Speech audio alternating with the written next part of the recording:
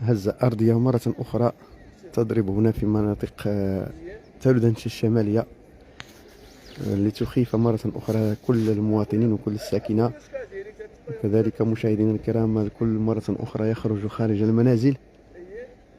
نسأل الله السلامة والعافية. هزة أرضية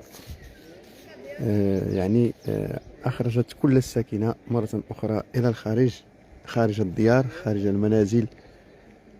نسأل الله اللطف والسلامة في هذا القدر.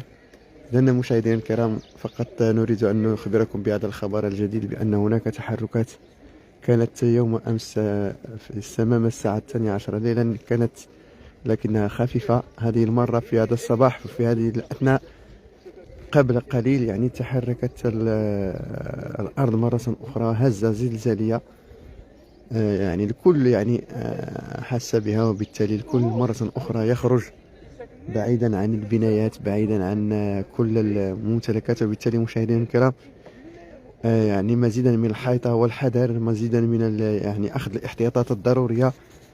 فعلا الكل لا حيلة على الله، لكن إنما الإنسان يجب أن يكون محتاطا، أن يكون خفيفا في تنقله في مختلف المناطق التي تشكل خطورة، سواء البنايات سواء الأماكن التي بها بنايات كثيرة.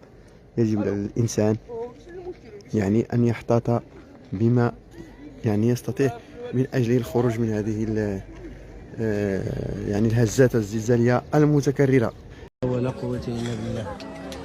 إنا لله وإنا إليه راجعون. إنا لله وإنا إليه راجعون. إنا لله وإنا إليه راجعون. أنتم الإخوان، الناس راه مساكن فوقهم زميضات الناس. شوفوا هاد الناس مساكن هاد راه موتى هادو، الله يرحمهم ويوسع عليهم، الله يرحمهم ويوسع عليهم. لا إله إلا الله، لا إله إلا الله. أنت الحسن، أنت الحسن.